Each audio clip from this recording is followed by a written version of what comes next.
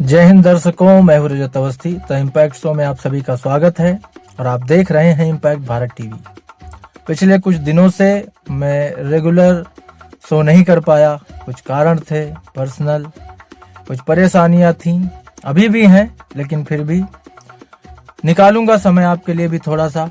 और सबसे पहले आपको बता दूं कि यूपी में इम्पैक्ट सिटी का प्रोजेक्ट जो है बहुत जल्द शुरू हो रहा है, तो थोड़ा उसमें भी समय देना पड़ेगा, इसलिए हो सकता है कि कभी कभार थोड़ा गैप पड़ जाए, लेकिन फिर भी हम कोशिश यही करेंगे कि आपके बीच रेगुलर आ सकें और आपको सभी बड़ी खबरों से पूरा आपको विश्लेषण करके एक एक जानकारी दे सके। तो आज की एक बड़ी खबर जो कि इस समय बड़ी चर्चा का विषय बनी हुई है, और वो चर्चा का विषय यही है कि क्या वाकई में ईरान पर जो अटैक हो रहा था, या ईरान जो अमेरिका और इजराइल पर अटैक कर रहा था, सीज फायर हुआ, उसका ऐलान हो गया, तो क्या युद्ध रुक गया है क्या?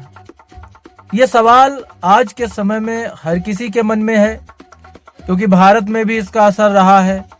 लोगों को गैस सिलेंडर लेने में दिक्कत रही है और अभी भी है। ऐसा नहीं कहा जा सकता कि किसी भी तरह की कोई परेशानी किसी को नहीं हुई, क्योंकि अगर आप जमीन पर जाकर देखोगे तो बहुत सारी दिक्कतों का सामना आम जनता को करना पड़ा है और अभी भी करना पड़ रहा है। लेकिन क्या ये सीज फायर जो 15 दिन का घोषित किया गया, क्या ये युद्ध का अंत है? खैर, एक सवाल और उठता है कि क्या अमेरिका जीता कि इजराइल जीता या ईरान जीता? कौन जीता इस युद्ध में? ट्रंप मामा हमेशा की तरह बड़बोले हैं, कुछ भी बोलते हैं।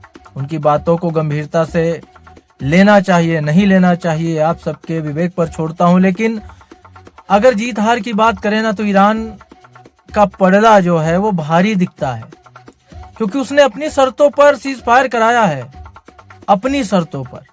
और जब उसने अपनी शर्तों पर कराया तो जाहिर सी बात है कि जीत उसी की मानी जाएगी। सबसे बड़ी दूसरी चीज ये थी कि ईरान ने अपनी शर्तें रखी थी, और अमेरिका जो इस युद्ध में कूद तो गया था, लेकिन उसको इससे निकलने का रास्ता नहीं मिल रहा था। तो उसको भी था कि कैसे मैं इस युद्ध से बाहर हो पाऊं, और इन सब चीजों के चलते उसने भी एक स्मार्ट मूव किया। लेकिन उसके बाद जब सीज फायर हो गया, उसकी घोषणा कर दी गई कि 15 दिन तक ईरान पर अटैक नहीं होगा। लेकिन उसके बाद क्या हुआ? उसके बाद हिजबुल्लाह को निशाना बनाया जा रहा है, लगातार बनाया जा रहा है, क्योंकि ये सबसे बड़ी चीज है कि कहना है इजराइल का कि भाई जो सीज फायर हुआ, उस सीज फायर में कहीं ऐसा नहीं है कि हम आतंकी अड्डों को निशाना ना बनाए।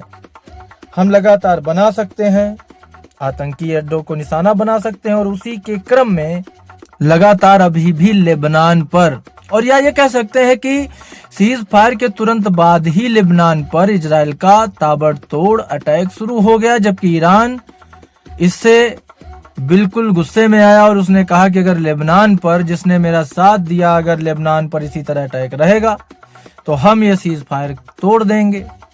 अब जब ईरान धमकी दे रहा है कि हम सीज फायर तोड़ देंगे, तो फिर यही सवाल उठता है कि फिर अमेरिका और ट्रंप जीते कैसे, या ट्रंप का वर्चस्व कैसे है? ये तो वही बात हो गई कि भाई वो कह रहा है कि हम सीज फायर तोड़ देंगे, मतलब अभी भी वो अड़ा हुआ है अपनी शर्तों पर। और जब सीज फायर हुआ तो ईरान में जश्न मनाया गया, और वहां के जो खामेनेई थे, जिनको अटैक में मारा गया था, उनको याद किया गया, उनके जय जयकार उनकी हुई, सब जनता सड़क पर थी। तो अमेरिका कहता था कि ईरान की जनता के लिए उसने ये युद्ध शुरू किया था, लेकिन क्या ये दांव भी उल्टा पड़ गया है? कि ऐसा ही दिखाई दे रहा है। तमाम चीजें हैं, लेकिन इजराइल अभी भी लेबनान पर अटैक कर रहा है, और ये पूरी तरह सीज फायर नहीं माना जा सकता, क्योंकि ट्रंप भी कह रहे हैं कि अगर ईरान ऐसी हरकतें करेगा, हॉर्मुज खोला है फिर बंद करेगा, जो भी है, तो हम ये अटैक फिर करने लग जाएंगे। तो फिर क्या ये सिर्फ कागजी बहस है? पाकिस्तान के जो हैं प्रधानमंत्री शहबाज शरीफ, वो भी उछलने लगे बीच में। अच्छा, उनका तो अच्छा इस्तेमाल अमेरिका ने किया है, ट्रंप ने किया है। ट्रंप को पता था कि उनको एक ऐसा देश चाहिए और ऐसा देश का नेता चाहिए जो उनकी हर बात दुम दबा कर माने। एक मैसेज भेजा गया व्हाइट हाउस से, और वैसा सेम का सेम उन्होंने ट्वीट कर दिया शहबाज ने, तो सारी पोल खुल के सामने आ गई कि जो भी वो बोल रहे थे, ट्वीट कर रहे थे, वो उनको व्हाइट हाउस से बोला जा रहा था। तो ऐसा ही चाहिए था अमेरिका को कि भाई एक ऐसा देश, और हमारे भारत के जो विदेश मंत्री हैं एस जयशंकर, उन्होंने तो पहले ही बोला हुआ है कि हम दलाल नहीं हैं, हम किसी के बीच में क्यों पड़ेंगे। तो ये तमाम चीजें अब तक घटी हैं, लेकिन सवाल यही है कि क्या 14 दिन बाद युद्ध फिर से शुरू हो जाएगा। तो ये समझौते की जो कहानी है क्या है, ये आपको थोड़ा मैं डिटेल में बता देता हूं। आज 7 अप्रैल की रात अमेरिकी राष्ट्रपति ट्रंप ने ऐलान कर दिया कि आज रात ईरान की पूरी सभ्यता तबाह हो जाएगी, जो फिर कभी वापस ही नहीं आ सकेगी। दुनिया सांस रोक कर बैठी थी। इस दौरान इस्लामाबाद के डिप्लोमेटिक गलियारों में हलचल थी। 2 शख्स लगातार फोन पर लगे थे, पीएम शहबाज शरीफ और फील्ड मार्शल आसिम मुनीर। कुछ घंटे बाद 8 अप्रैल की सुबह 4 बजे ट्रंप ने लिखा सीज फायर। ईरान भी इसके लिए राजी हो गया। सीज फायर के लिए कैसे राजी हुए ट्रंप खामनेई? क्या 14 दिन बाद फिर से युद्ध होगा? तो इन पर कई सवाल भी हैं और उनके जवाब भी सुन लीजिए। सवाल पहला कि अमेरिका और ईरान के बीच सीज फायर कब हुआ, इसकी शर्तें क्या हैं? 40 दिन से जारी अमेरिका, इजराइल और ईरान जंग में 14 दिन की रोक लग गई।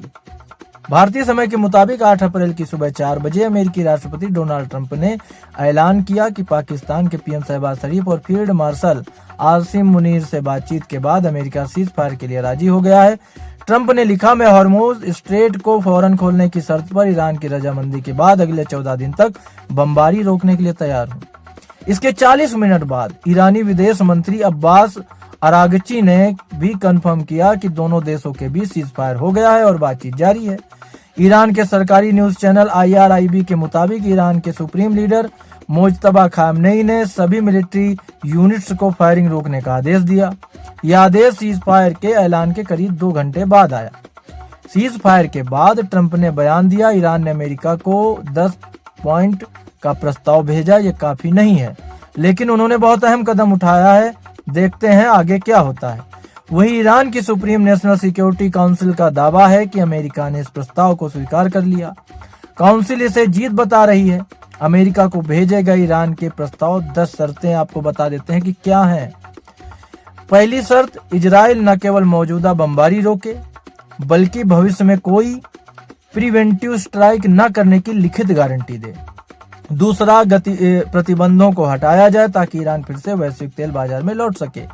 तीसरा, उसके सहयोगी देश द्वारा फ्रीज किए गए करीब $100 बिलियन के फंड ईरान को मिले, इसमें तेल का बकाया पैसा भी है। चौथा, एक ऑफिशियल समझौता में बदलाव चाहिए जो मिडिल ईस्ट में युद्ध को हमेशा के लिए खत्म कर दे। पांचवा, अमेरिकी सैन्य ठिकानों को समेटा जाए और क्षेत्रीय सुरक्षा की जिम्मेदारी स्थानीय देशों को दी जाए। छठा, भरपाई के लिए अमेरिका हर्जाना दे या इंफ्रास्ट्रक्चर को ठीक करने की व्यवस्था करे। सातवां, कानूनी और सुरक्षा कंट्रोल बनाए रखना चाहता है, वो इसे अपनी समुद्री सीमा का हिस्सा मानता है। आठवां, ईरान जहाजों को रास्ता देने को तैयार है, लेकिन इसके लिए एक ईरानी सेना से कोऑर्डिनेशन करना होगा, हर जहाज को डेटा साझा करना होगा। 9वां, हॉर्मुज स्ट्रेट से गुजरने वाले हर शिप को ईरान और ओमान को समुद्री टोल देना होगा। हर शिप से $20 लाख यानी 19 करोड़ रुपए वसूल सकते हैं। 10वां, इजराइल को लेबनान में, हिजबुल्लाह यमन में, हुती और सीरिया के खिलाफ ऑपरेशन बंद करने होंगे ताकि इलाके में तनाव कम हो। तो 10वां पॉइंट आपने समझ लिया। उसके बावजूद इजराइल लगातार अटैक कर रहा है लेबनान पर, तो फिर ये कैसे संभव होगा कि ये युद्ध रुके? आज नहीं तो कल, आज नहीं तो कल ये युद्ध वापस शुरू हो सकता है। इसके चांस हैं क्योंकि ये चीजें पाकिस्तान अब समझौता कराएगा।